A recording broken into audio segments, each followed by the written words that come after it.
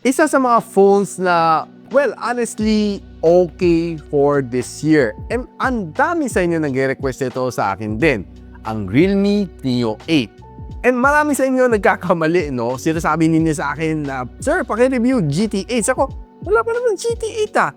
Neo 8 meron. So, eto na, pagbigyan ko na kayo, kaya bumili tayo ng Realme Neo 8 para i-unbox and i-review and bigay ko sa inyo ang honest opinion ko dito sa phone na ito right after this quick intro.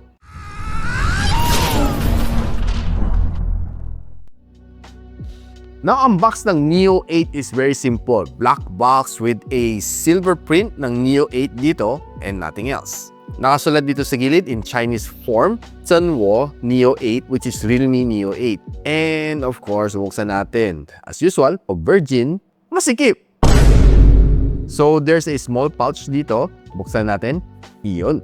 Meron tayong user guide and a clear jelly case na medyo malambot ang kanyang texture. Hindi siya hindi siya matigas. Sobrang lambot. And so, nandito yung phone itself. Meron tayong Type A to Type C na cable. Meron tayong panundot nandito sa loob. And meron tayong 80 watts na Superbook na fast charging brick. So, ilabas na natin yung phone. Uy, ganda.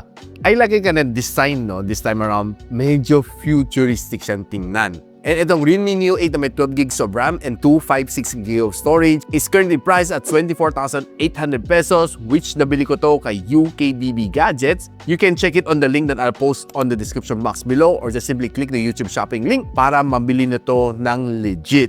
Huwag na kayo paligoy-ligoy pa, ang dami scammer ngayon at baka isa ka sa mga maloko nila.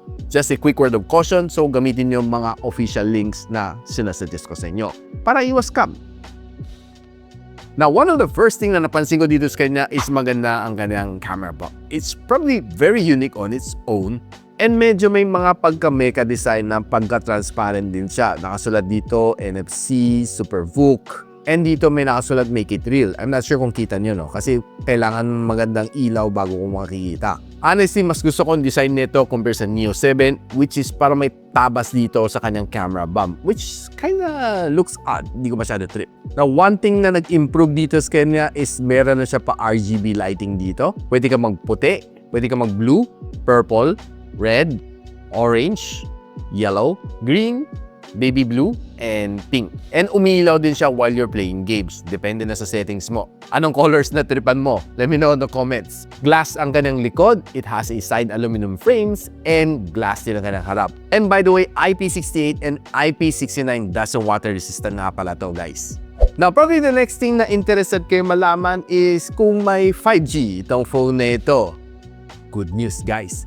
Globe Smart may 5G, guys. So, tingnan nyo, naka 5G ako right now. And of course, syempre si Dito kasama sa 5G. So, hooray sa mga users ng Globe Smart. So, good job. Meron siyang NSA dito sa loob. Now, pagdating sa everyday usage, itong phone na ito is very much capable. Doing all of your multitasking dito, mga basic tasks like calls, text, and of course, social media, maning-maning dito sa phone na ito.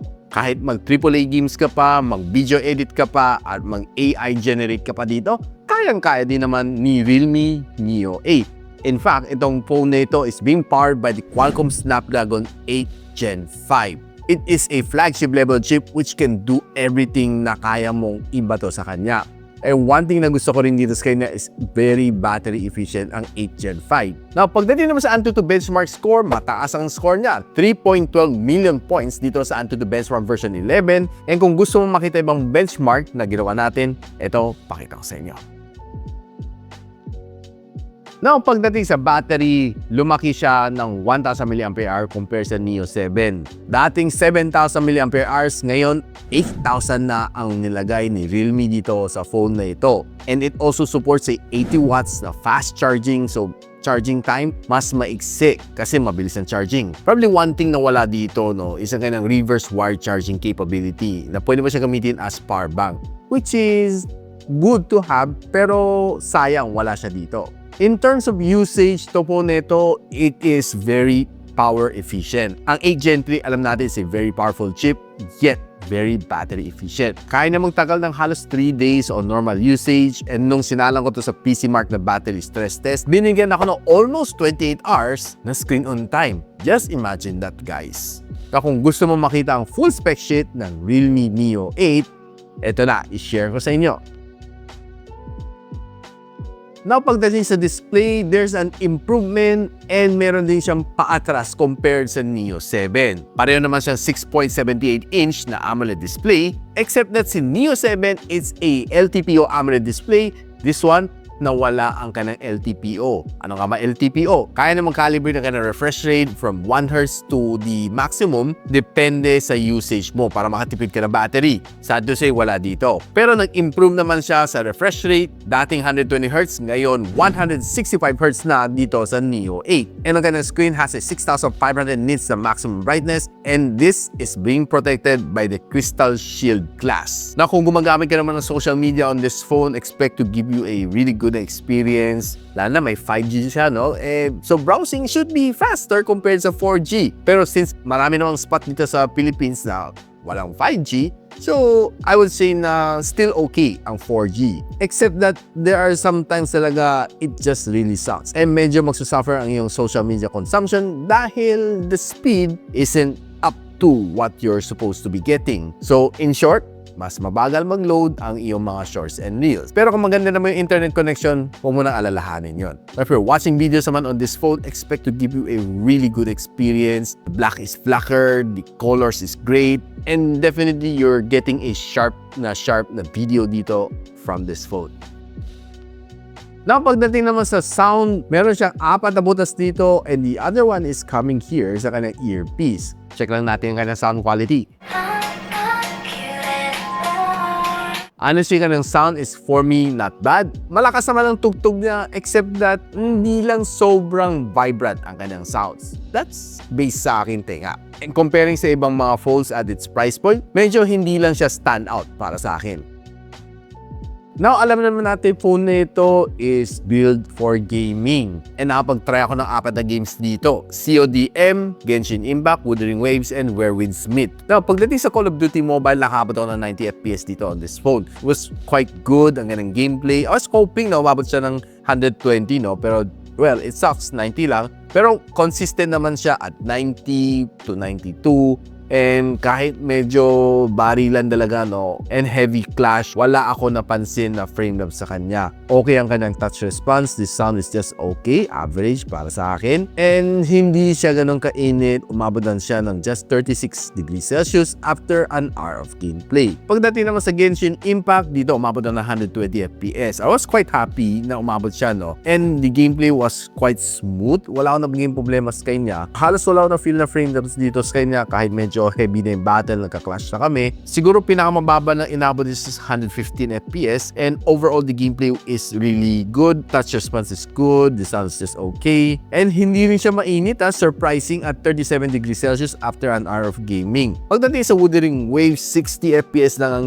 kinayanan nitong phone na ito, and gameplay is just okay. Probably it would be better kung umabot siya ng 120, which is probably need i-unlock pa ni Realme pagdating sa mga update ng firmware niya, hopefully soon. Gameplay overall is okay. Wala akong na-fansin din sa frame drop. Siguro pinakamababa na na-drop na is just 58. Overall, pagdating sa kanyang touch response is very responsive, maganda ng resolution, and hindi rin siya ganun kainit at 41 degrees Celsius after 1 hour ng gameplay. Pagdating sa Where Winds Meet, 60 FPS ang inabot natin, which is not bad kasi there are other 8 Gen 5 na phones like the iQOO Z11 Turbo, umabot na just 45 na FPS. Ito, umabot na ng 60. Ang gameplay dito, okay. Maganda ng graphics, that's for sure. Touch response is really responsive. Wala kang maging problema dito sa kanya.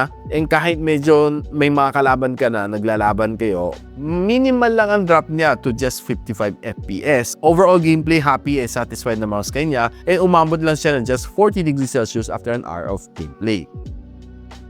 Now, ang ganang camera, malaki-laki ang nilundag nito compare sa Neo 7. It used to have just 2 camera lenses sa likod, camera sensor, main sensor saka ultra-wide. This time around guys, nang-improve siya, nagdagdag siya na periscope telephoto lens. And ang ganang main sensor is 50MP na may OIS support. Ang ganang periscope telephoto lens, 50MP rin siya, which can give you up to 3.5 times optical zoom. May 8MP rin siya ultra-wide lens. It can shoot you up to 4K and 60. And ang ganang front-facing camera, 16MP, which can only shoot you up to 1080p and 60 FPS. Now, one thing na napansin ko on outdoor when you're trying to take mga greens, well, honestly, sharp naman mga photos dito sa kanya, undeniably good, except that medyo towards the darker tone ng kanyang color science. One thing na napansin ko rin dito sa bulaklak na ito, medyo kulang ang kanyang pagka-orangey effect. Medyo mas pale lang siya compare sa nakikita ko sa akin with my naked eye. Pero itong mga details itong kalamansi na ito is definitely good. Pagdating naman sa mga purple, okay. Honestly, halos color accurate naman based sa nakikita ko.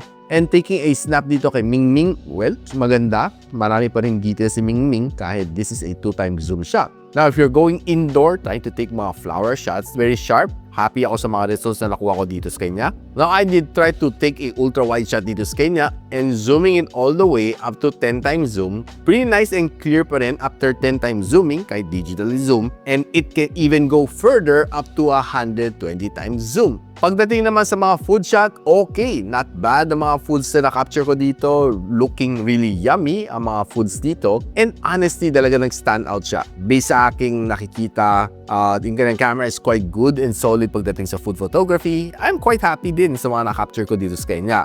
If you're trying some mga subject shots sa loob ng coffee shop, you'll be able to get some good snap. Pagdating naman sa kanyang selfie camera, kahit naka-off ang kanyang beautification, medyo na-smoothen ko ang aking muka. Pero hindi naman yung sobrang OA ang pagka-smooth din sa kanya. Tama lang. And if you're trying to go indoor, medyo malala ang kanyang pagka-softness, no? Compare sa iQOO Z11 Turbo, this one, yung kanyang front-facing camera, medyo hindi ganun kaganda pagdating sa indoor performance. And honestly, hindi ako masyado natuwa sa mga photos na na-capture ko on indoor dito sa kanya. Napakita ko lang siya quickly ang video na na-capture ko using the front-facing camera. And ito naman front-facing camera ni Realme Neo 8. And shooting at only 1080p and 60 FPS. Well, okay naman, stable naman siya. And here is the one from the rear camera. Guys, ito ang Realme Neo 8 and right now I'm shooting at 4K and 60 FPS. Very stable naman ang kanyang video and maganda naman kanyang color science. So it's based on my observation.